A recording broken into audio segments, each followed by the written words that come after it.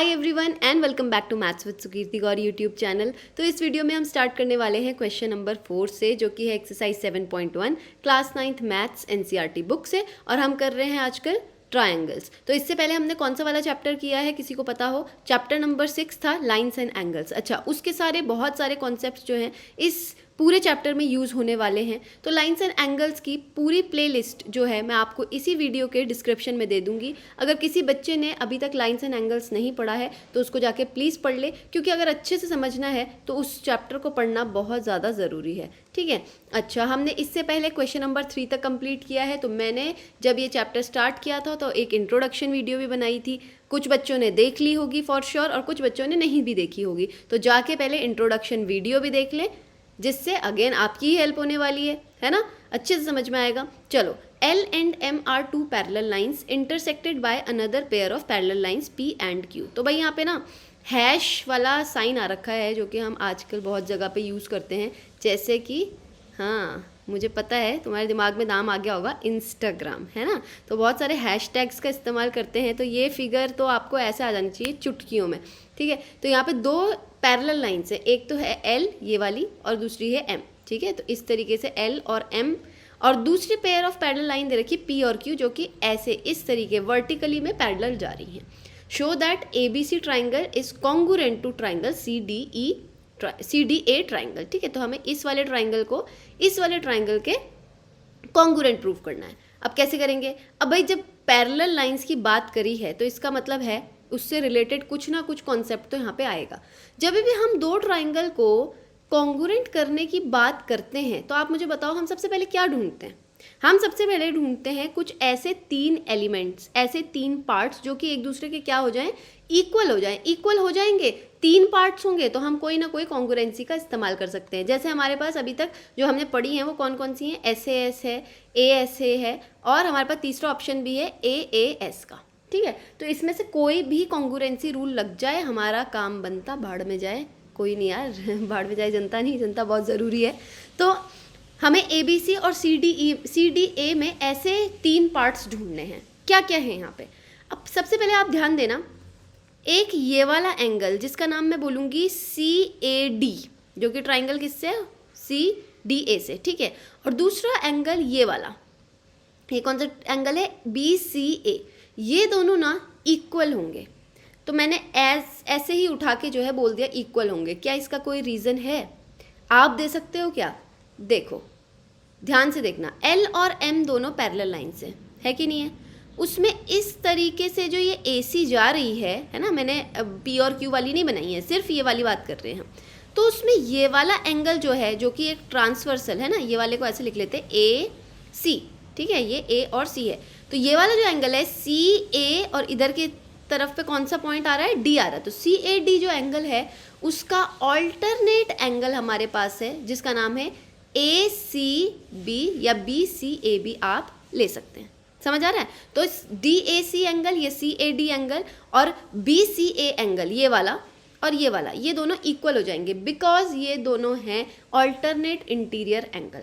अब देखो, हमने पैरेलल लाइंस बहुत ही अच्छे से कवर किया था, बहुत ही अच्छे से। मैंने सारे पेयर ऑफ एंगल्स आपको समझाए हैं, कैसे बनते हैं, कहाँ बनते हैं, कैसे उनके क्वेश्चंस को करना है, ईच एंड एवरीथिंग मैंने आपको बहुत डिटेल में समझाई है। तो अभी देखिए, जैसे यहाँ पे अगर हम टाइम वेस्ट करें तो सही बात नहीं है ना। तो इसीलिए आप जाके उन वीडियोस को देख के आएँ, लाइन्स एंड एंगल्स में आपको अच्छे से सीखने मिलेगा। तो मैं यहाँ पे लिख रही हूँ कि एंगल BCA, जो कि कौन से ट्राइंगल से है? ट्राइंगल ABC का पार्ट है, और CDA से ये वाला ट्राइंगल CAD, ट्राइंगल नहीं, एंगल CAD। ठीक है। CAD, ये दोनों एक दूसरे के इक्वल होंगे। यहाँ पे साइड में लिख दो ऑल्टरनेट इंटीरियर एंगल्स।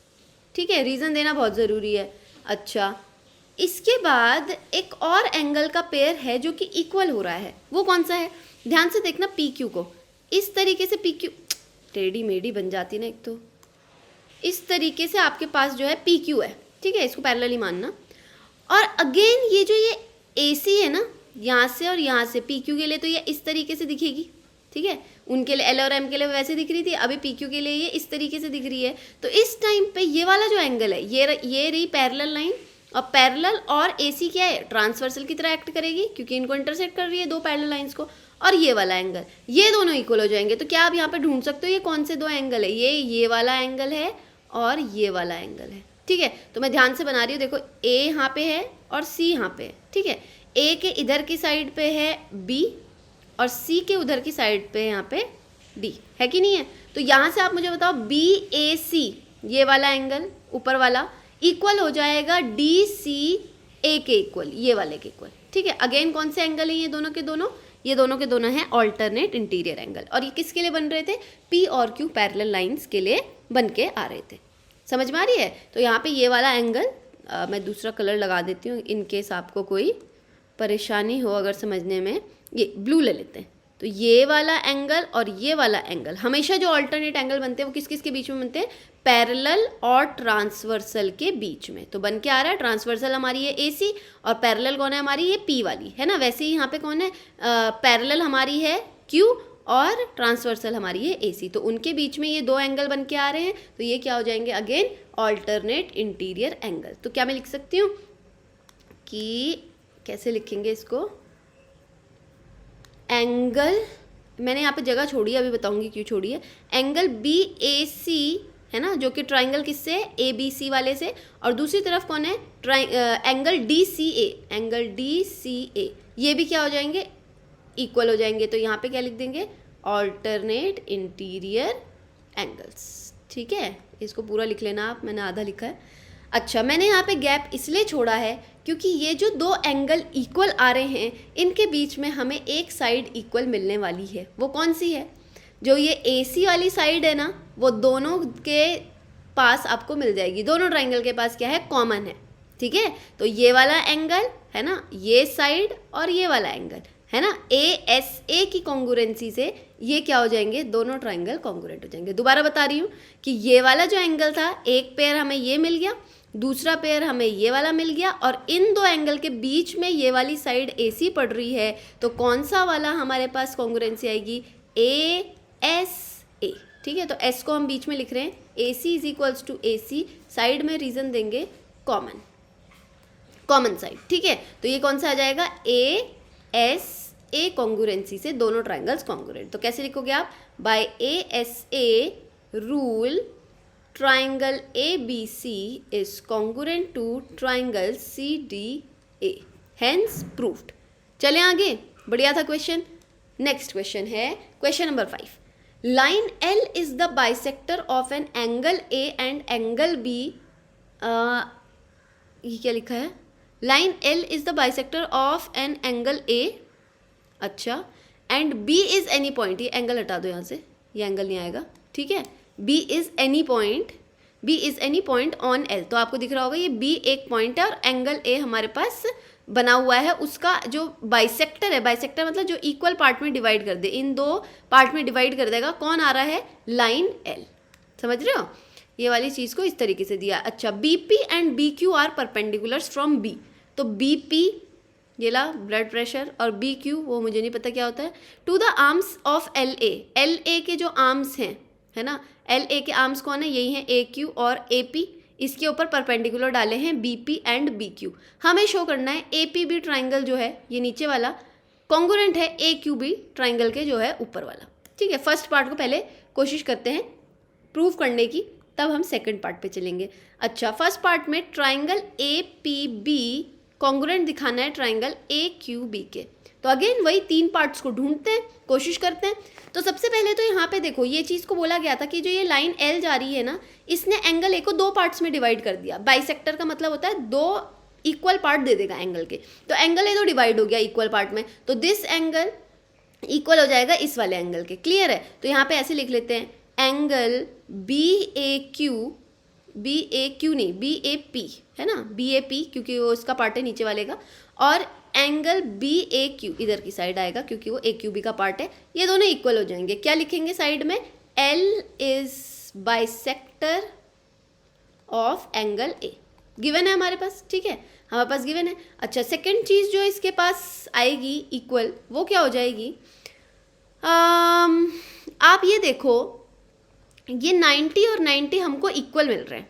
ठीक हो रही है बात। पर 90 और 90 से ना इक्वल अगर मैं यहाँ पे लिख दूँ ऐसा, तो हमको ना थर्ड चीज़ तो मिल जाएगी, बट उसके बाद हमारे पास ना रूल नहीं कोई मिलेगा हमें, ये मेरे को पहले से मालूम है, ठीक है, क्योंकि मैंने इस क्वेश्चन को कई बार सॉल्व कर लिया है, तो हमें रूल नहीं मिलेगा। इसके लिए हमें क्या करना पड़ेगा, अब ध्यान से देखना, ये साइड में कर रही हूँ मैं आपके लिए, ठीक है। हमको ना ये वाला एंगल और ये वाला एंगल इक्वल बताना पड़ेगा, और वो इक्वल है भी। क्यों है मैं बताती हूँ, आप ध्यान से देखो, in triangle A Q B है ना, और in triangle A P B, आप मुझे बताओ तीन एंगल का सम क्या होता है, 180 डिग्री। तो हम ऐसा बोल सकते हैं, अगर मैं इसका नाम दे दूं एंगल 1, इसका दे दूं एंगल 2 और इसका दे दूं एंगल 3, और वैसे इसका नाम दे दूं एंगल 4, एंगल 5 और एंगल 6, ठीक है। तो ऊपर वाले ट्राइंगल की बात करते हैं ए क्यू बी वाले की, तो angle 1 plus angle 2 plus angle 3 किसके इक्वल आना चाहिए, 180 डिग्री के। वैसे ही यहाँ पे क्या आना चाहिए, एंगल 4 प्लस एंगल 5 प्लस एंगल 6 कितना आना चाहिए, 180 डिग्री के। सिंपल सी बात है भाई, तीनों एंगल का सम क्या होता है, 180 डिग्री। उसमें से एंगल 1 क्या है, एंगल 1 को ले रहने दो ऐसी, एंगल 1, ठीक है। एंगल 2 क्या है हमारे पास, 90 डिग्री है ना, plus angle 3 is equals to आ जाएगा 180 डिग्री। यहाँ से हमारा जो एंगल 1 प्लस एंगल 3 है वो किसके इक्वल आ रहा है, 180 डिग्री माइनस 90 के। तो एंगल 1 प्लस एंगल 3 कितना आ जाएगा, 90 डिग्री। सेम हम दूसरे साइड पे भी कर लेते हैं कि भाई एंगल 4 हमें क्या दिया था, कुछ भी नहीं है, एंगल 4 को ऐसे ही रहने दो। एंगल 5 हमारे पास क्या है, कुछ भी नहीं है, ऐसे ही रहने दो। और एंगल सी क्या है हमारे पास, 6 क्या है हमारे पास, 90 डिग्री का है ना, तो 90 degree is equals to 180 degree. Simple solve. Angle 4 प्लस एंगल 5 कितना हो जाएगा, 180 माइनस 90 डिग्री, और इक्वल आ जाएगा एंगल 4 प्लस एंगल 5 90 डिग्री के, ठीक है। अब आप मुझे एक बात बताओ कि ये एंगल 4 और एंगल 1 दोनों क्या है, एक दूसरे के इक्वल हैं, है ना। पहले ही बता दिया भाई, बाइसेक्ट होके ये दोनों एंगल इक्वल आएंगे। तो आप मुझे बताओ, अगर ये फॉर सपोज मैंने बोला let angle 1 equals to angle 4 is equals to X degree, क्योंकि दोनों सेम है, तो यहाँ पे एंगल 3 की वैल्यू क्या आ जाएगी, एंगल 3 की वैल्यू क्या आ जाएगी, देखो एंगल 1 की जगह मैं डाल देती हूँ X plus angle 3 is equals to 90 degree, है ना। Angle 3 is equals to 90 minus X हो जाएगा, यही आएगी वैल्यू अगर मैं एक्स डाल देती हूँ। वैसे इस वाले में एंगल 4 की जगह अगेन क्या डाल दो, एक्स डाल दो। X plus angle 5 is equals to 90 degree, तो एंगल 5 क्या आ जाएगा, 90 माइनस एक्स डिग्री। तो एंगल 5 और एंगल 3 क्या है, दोनों 90 माइनस एक्स, 90 माइनस एक्स, इसका मतलब वो क्या है, दोनों के दोनों इक्वल है, ठीक है। वो दोनों के दोनों क्या है, इक्वल है। तो क्या हमें ये दिखाना पड़ेगा एग्जाम में, हाँ जी बिल्कुल आपको ये चीज़ दिखानी पड़ेगी। तो यहाँ से हमें एंगल 3 इक्वल मिल रहा है एंगल 5 के, ठीक है। तो सो यहाँ पे लिख दो, so angle 3 is equals to angle 5। तो यहाँ से एंगल 3 का नाम ले लेते हैं। एंगल 3 कौन था, बाकी सबको मैं हटा रही हूँ, बाकी सबको हम हटा देते हैं। एंगल 3 का नाम था ए बी क्यू, तो वो है इस वाले ट्रायंगल से एंगल ए बी क्यू, ठीक है। और कौन सा है ये वाला angle, angle A B P जो कि था एंगल 5। तो एंगल 3 और एंगल 5 भी क्या हो जाएंगे, एक दूसरे के इक्वल हो जाएंगे। इनको थोड़ा सा नीचे पे लिखते हैं क्योंकि बीच में हमें एक और चीज़ के लिए जगह छोड़नी है। तो यहाँ पे लिख रही हूँ मैं, angle A B P equal है एंगल ए बी क्यू के। जो ट्राइंगल का पार्ट है उसके नीचे ही आप लिखना। अच्छा, बीच में हमें एक साइड कॉमन मिल रही है, वो कौन सी है, ए बी, ठीक है। तो A B equals to A B, बगल में लिख दो कॉमन साइड है। और ए बी क्यू और ए बी पी के लिए क्या लिखोगे आप, ऑलरेडी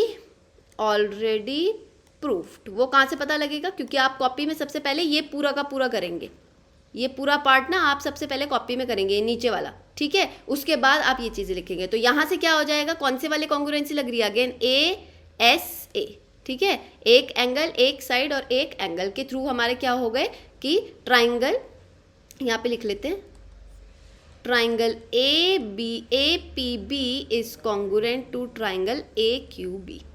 अच्छा, ये फर्स्ट पार्ट प्रूव हो गया, ये फर्स्ट पार्ट प्रूव्ड हो गया। तो अब इसके बाद जो सेकंड पार्ट था वो क्या था, B P is equals to B Q prove करो, ठीक है। उसने क्या कहा कि B P is equals to B Q prove करो। तो आप मुझे बताओ, जब दो ट्राइंगल कॉन्ग्रुएंट हो जाते हैं तो उनका हर एक करस्पॉन्डिंग पार्ट इक्वल होता है ना। तो बी पी किसका पार्ट है, नीचे वाले ए बी पी का, और बी क्यू किसका पार्ट है, ऊपर वाले ए क्यू बी का। तो ये दोनों पार्ट्स क्या है, इन दोनों के पार्ट्स है तो क्या हो जाएंगे, इक्वल हो जाएंगे, क्योंकि ट्राइंगल्स क्या हो गए, कॉन्ग्रुएंट हो गए, ठीक है। तो इसके लिए हम ले लेते हैं दूसरा पेज और यहाँ से हम ये यहाँ पे कर लेते हैं, ठीक है। तो यहाँ पे मैंने क्या बोला, as as triangle ABP is congruent to triangle AQB, so by CPCT, क्या लिखोगे आप? by CPCT corresponding parts of congruent triangle BP is equals to BQ. ठीक है, hence proved. ये भी सेकंड पार्ट पूरा हो गया. तो आई होप आपको दोनों क्वेश्चन के जो सॉल्यूशंस हैं वो समझ में आ गए होंगे. थोड़ा सा आपको क्या करना पड़ेगा, प्रैक्टिस और दोबारा से रिवीजन. देखो बिना रिवीजन के तो ना मेरे को भी कॉन्ग्रुएंसी बिल्कुल पसंद नहीं आती थी. क्या होता था कि कॉन्ग्रुएंसी में हमेशा प्रॉब्लम रहती थी कि कैसे करें क्या करें, बट धीरे धीरे आपको आ जाएगी. बस एक चीज़ याद रखना, प्रैक्टिस आपको करनी ही पड़ेगी. क्लियर है? चलो हम मिलेंगे नेक्स्ट क्वेश्चन में. If you have understood both of the solutions, please like the video. If you haven't subscribed the channel yet, please subscribe to the channel. Also hit the bell icon so that you never miss any update. If you have any query regarding these two questions or any another question to ask, please comment in the comment box. Till then, take care. Bye bye.